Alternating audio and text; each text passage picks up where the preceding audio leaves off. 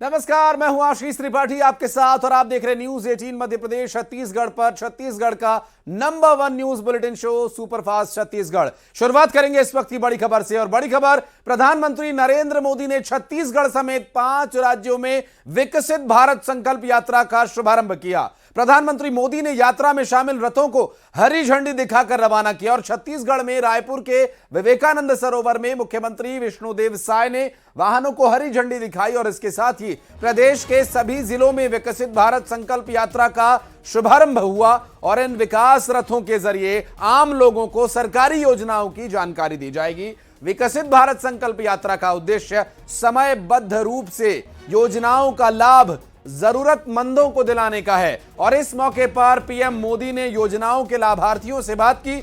विकसित भारत संकल्प यात्रा को लेकर सीएम विष्णुदेव साय ने कहा कि आज सौभाग्य की बात है कि विकसित भारत संकल्प यात्रा की शुरुआत हो रही है। पीएम मोदी ने जनकल्याणकारी योजनाओं को लागू किया और योजना पात्र व्यक्ति तक पहुंचे, ऐसी पीएम मोदी की सोच है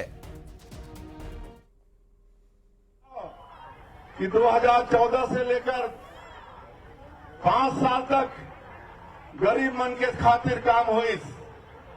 मकान देने के काम, गैस सिलेंडर देने के काम, बिजली पहुंचाए के काम, खाता खोले के काम, ये सारा काम हुई। समझ सांसद बता रही और आप हम देखे हो कि हमारे प्रधानमंत्री कोरोना जैसे महामारी में भी कैसे हमारे ये देश की जनता के रक्षा करी से पहली बार हुई कि हमारे देश में ही 9 महीना में 2-2 टन कोविड वैक्सीन के इजाद करके 200 करोड़ से ज्यादा डोज हमारे भारतवासी मन के दे के इतना ही नहीं, पहली बार ये हुई कि 100 देश से ज्यादा देश ला हमारे प्रधानमंत्री जी कोविड के वैक्सीन भी भेजी। 80 करोड़ गरीब मन ला 5 किलो प्रति व्यक्ति के हिसाब से अतिरिक्त राशन देने के काम और अब ये गरीब कल्याण अन्न योजना के अवधि और बढ़ गए है। 2028 तक 5 साल और बढ़ा दे है। और प्रधानमंत्री नरेंद्र मोदी ने 5 राज्यों में विकसित भारत संकल्प यात्रा का वर्चुअली शुभारंभ किया और इस यात्रा का आगाज विभिन्न जिलों से किया गया। बलरामपुर के आरागाही हाई स्कूल मैदान, दुर्ग के बोरसी क्षेत्र से इसकी शुरुआत हुई, जिसमें दुर्ग सांसद विजय बघेल प्रमुख रूप से शामिल हुए।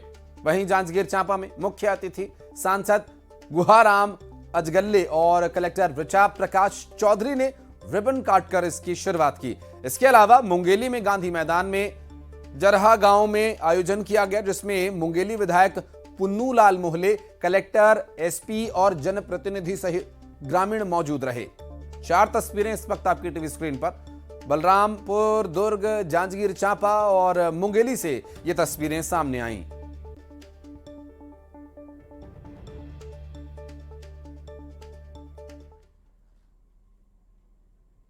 और बीजेपी के वरिष्ठ नेता रामविचार नेताम को प्रोटेम स्पीकर बनाया गया। विधानसभा का सत्र 19 से 21 दिसंबर के बीच होगा और इस दौरान नेताम नवनिर्वाचित विधायकों को शपथ दिलाएंगे। विधानसभा के अफसर शीतकालीन सत्र की तैयारी में जुटे हैं। नेताम ने न्यूज 18 से खास बातचीत में कहा कि प्रोटेम स्पीकर बनाया गया है, विधायकों को शपथ दिलाने का दायित्व है।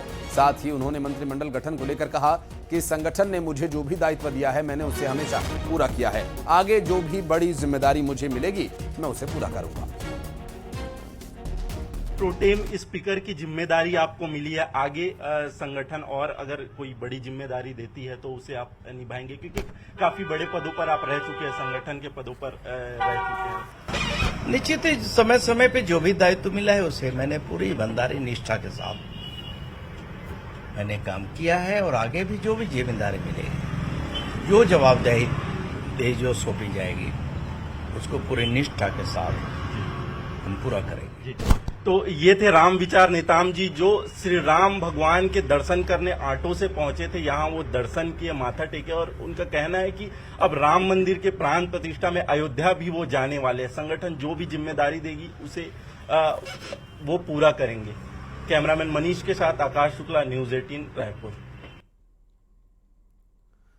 कांग्रेस में हार के बाद हाहाकार है। कांग्रेस क्लेश कम होने का नाम नहीं ले रहा। कांग्रेस नेता हार के बाद ही अपने नेताओं पर ही सवाल उठा रहे। कई पूर्व विधायकों ने दिल्ली कूच कर दिया है।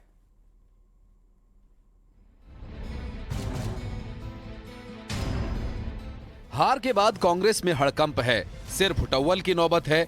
दिल्ली में कांग्रेस नेताओं ने डेरा डाला हुआ है। पूर्व एमएलए और कांग्रेस से निकाले गए नेता विनय जायसवाल ने केसी वेणुगोपाल से मुलाकात की। उन्होंने बताया कि वेणुगोपाल से विधायकों के टिकट काटे जाने पर चर्चा हुई। साथ ही उन्होंने बताया कि वेणुगोपाल ने बोला कि छत्तीसगढ़ कांग्रेस के रणनीतिकारों ने एआईसीसी का सर्वे नहीं होने दिया। केसी वेणुगोपाल जी से आज हमने पूरे पूर्व विधायकों के साथ एक डेलीगेशन मिला और उनसे छत्तीसगढ़ में जो करारी हार कांग्रेस पार्टी की हुई है उसके संबंध में अपनी बातों को रखा, अपने बिंदु को रखा। सबसे आश्चर्यजनक बात ये थी कि जो दिल्ली का जो सर्वे थे, आईसीसी का सर्वे था, उसको ही वहाँ के जो रणनीतिकार थे उन्होंने नहीं होने दिया। ये वेणुगोपाल जी ने हम लोगों को बताया। आदरणीय वेणुगोपाल सर से हम लोगों ने मिलकर जब बताया कि सर वहाँ छत्तीसगढ़ में हार का सबसे बहुत बड़ा कारण था जो 22 विधायकों की टिकट काट दी गई और वो सीटें आपके हाथ से भाजपा के पास चली गई। और हमको ये लोगों को ये बताया गया कि आप लोगों के सर्वे में रिपोर्ट सही नहीं आया है। कांग्रेस के पूर्व महामंत्री ने हार को लेकर कुमारी शैलजा और दीपक बैज को चिट्ठी लिखी है, जिसमें उन्होंने अपने ही नेताओं पर निशाना साधते हुए चिट्ठी में लिखा कि जो हार के कारणों के लिए जिम्मेदार हैं, उन्हीं के साथ चुपचाप मीटिंग कर ली गई। नेता प्रतिपक्ष चयन की औपचारिकता भी आप लोगों ने पूरी कर ली। दिल्ली के नेताओं के लिए छत्तीसगढ़ पर्यटन का हब और मौज मस्ती का केंद्र बन गया है। पार्टी के मंच में एक समीक्षा बैठक की बात कही है और निश्चित तौर पर ये जो बात मैंने कही है, पार्टी का आम कार्यकर्ता जो सोच रहा है, पार्टी का आम कार्यकर्ता जिस पीड़ा से गुजर रहा है, जिस आक्रोश को झेल रहा है और जो उसके मन में चल रहा है, वही बात मैंने कही है पत्र के माध्यम से। और ये समीक्षा बैठक काफी पहले हो जानी थी। लोगों को इस बात का भी रोष है कि आपने दिल्ली में बैठक कर ली, क्या बातें हुई, क्या तथ्य हुआ, बगैर कोई कार्यकर्ता के मन की बात जाने आपने वहां क्या तथ्य प्रस्तुत कर दिया। निश्चित तौर पर बैठक यहाँ होनी चाहिए, उसकी समीक्षा होनी चाहिए, फिर एक कंक्लूजन निकाल के हल निकलना चाहिए। तो हार के बाद कांग्रेस में हाहाकार मची हुई है। नेता एक दूसरे पर आरोप लगा रहे हैं। कुछ पूर्व विधायकों ने दिल्ली में डेरा डाला हुआ है और वरिष्ठ नेताओं से मिलकर शिकायत कर रहे हैं। Bureau report, news 18 Madhya Pradesh Chhattisgarh.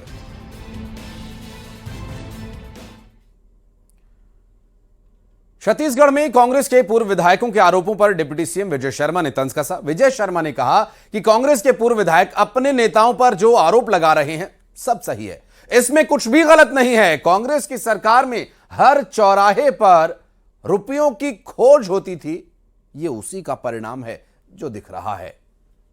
मैं आपने ना इस विषय पर जरूर कहना चाहता हूं और सच कह रहा हूं, कांग्रेस में अनेक नेता अनेक विषयों पर आरोप प्रत्यारोप कर रहे हैं। आप देखेंगे ना तो उसमें से कोई भी गलत नहीं बोल रहे हैं, सब सही बोल रहे हैं। जितने किस्म के आरोप लग रहे हैं परस्पर, वो सारे सही हैं। और इन सारे आरोपों के बीच में मैं ये कहना चाहता हूं कि विगत जो सरकार रही है इनकी, उस सरकार का जो भाव बन गया था, जो संस्कृति बन गई थी कि हर चौराहे पर पैसे की खोज होती थी, उसी का परिणाम है जो आज दिख रहा है कांग्रेस में। निगम मंडलों की नियुक्तियां रद्द करने को लेकर आज नाम के साथ आदेश जारी हो गया। आरडीए उपाध्यक्ष शिव सिंह ठाकुर, सतीश जग्गी, सूर्यमणि मिश्रा, ममता राय, मुकेश साहू, चंद्रमणि साहू की नियुक्ति रद्द करने के आदेश जारी कर दिए गए। वहीं नियुक्ति रद्द करने के मामले पर कांग्रेस नेता किरणमयी नायक ने कहा कि निगम मंडल की नियुक्तियां सरकार बदलते ही होती है, ये स्वाभाविक प्रक्रिया है, मुख्यमंत्री का अधिकार क्षेत्र है। तो हर शासनकाल में सरकार बदलते ही निरस्त होती है, ये स्वाभाविक प्रक्रिया है, क्योंकि ये मुख्यमंत्री के प्रसाद पर्यंत तक होते हैं। लेकिन जो आयोग हैं वो उनके अपने अपने एक्ट के मुताबिक चलते हैं, तो आयोग को हटाने की वैधानिक प्रक्रियाएं अलग होती हैं। और इधर डिप्टी सीएम बनने के बाद अरुण साव पहली बार बिलासपुर पहुंचे और डिप्टी सीएम अरुण साव सड़क मार्ग से रायपुर से बिलासपुर पहुंचे। जगह जगह फूलों से उनका भव्य स्वागत किया गया और इस मौके पर डिप्टी सीएम अरुण साव ने पूर्ववर्ती सरकार के बिजली बिल हाफ योजना पर कहा कि पूर्व सरकार की योजनाओं की समीक्षा कर जनहित को ध्यान में रखते हुए फैसला लिया जाएगा। तो वहीं कवर्धा पहुंचे उप मुख्यमंत्री विजय शर्मा का भी हजारों की संख्या में लोगों ने स्वागत किया। दो तस्वीरें दोनों ही डिप्टी सीएम के स्वागत से जुड़ी हुई आपको हम दिखा रहे हैं। एक तरफ रायपुर की तस्वीर देखिए आप, तो दूसरी तरफ बिलासपुर की तस्वीर जहां अरुण साव पहुंचे थे।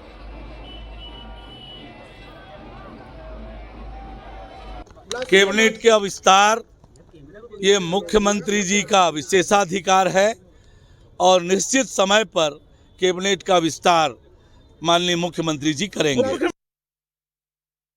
कैबिनेट का विस्तार ये मुख्यमंत्री जी का विशेषाधिकार है और निश्चित समय पर कैबिनेट का विस्तार माननीय मुख्य।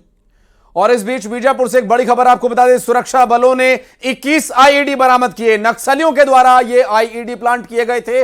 21 आईईडी बरामद किए गए। जवानों ने सभी आईईडी बरामद किए। दरअसल पेड़ की छांव में ये आईईडी प्लांट किए गए थे।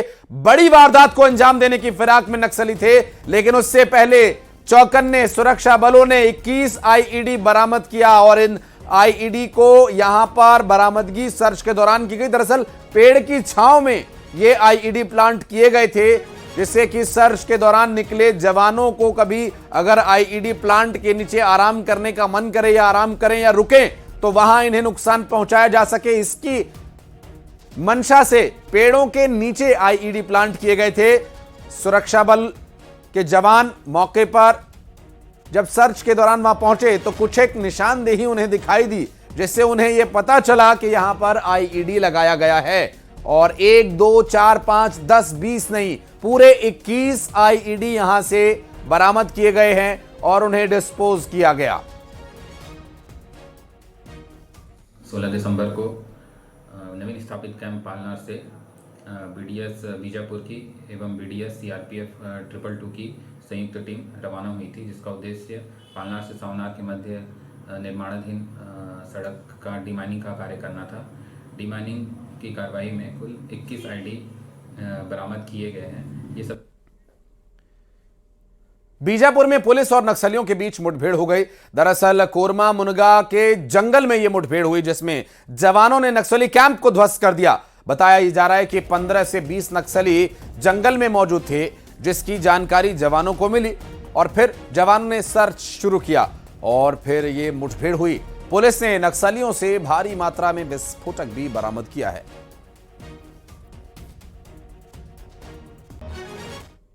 बेंगलुरु एरिया कमेटी सचिव दिनेश मोरियाम के साथ 15-20 अन्य सशस्त्र माओवादियों की उपस्थिति की आसूचना पर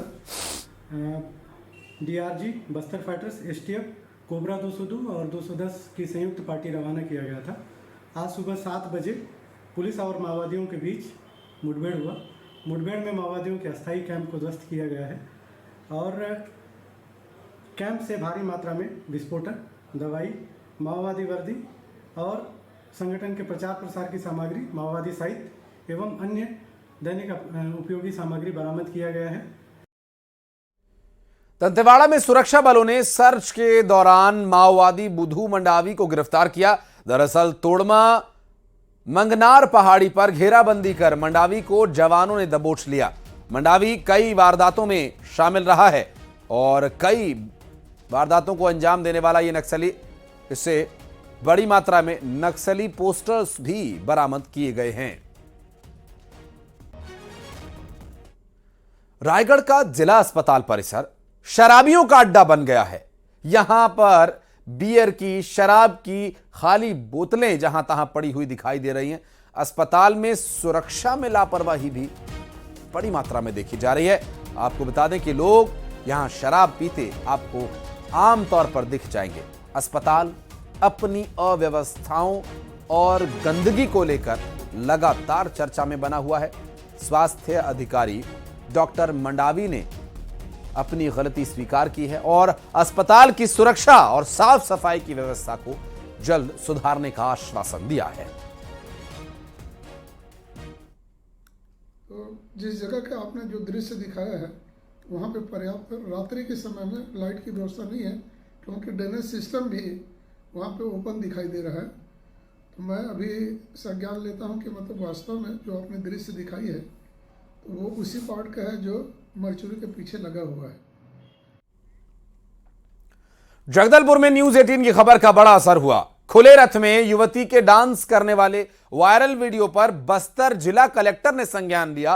राजस्व और पुलिस के अधिकारी मौके पर पहुंचे। खुले रथ में खड़े रथ की सुरक्षा को लेकर अब योजना बनाई जा रही है। दरअसल मंदिर कमेटी की ओर से चारों तरफ बैरिकेड्स लगाए गए हैं ताकि यहां पर इसे सुनिश्चित किया जा सके, इसकी सुरक्षा को, और सीसीटीवी कैमरास लगाए जाने की भी बात कही जा रही है।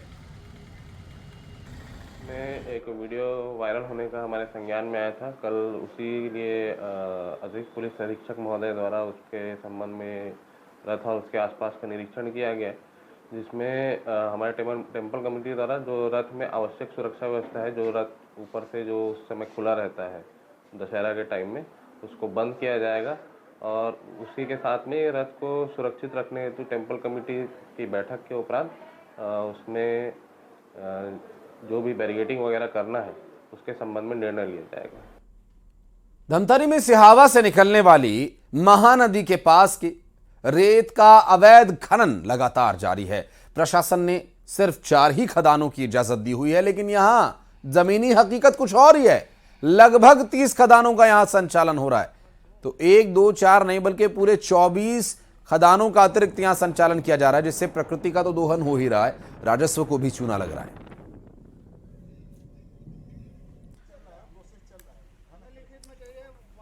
रेत का अवैध खनन लगातार यहां पर राजस्व के लिए, प्रकृति के लिए और आम लोगों के लिए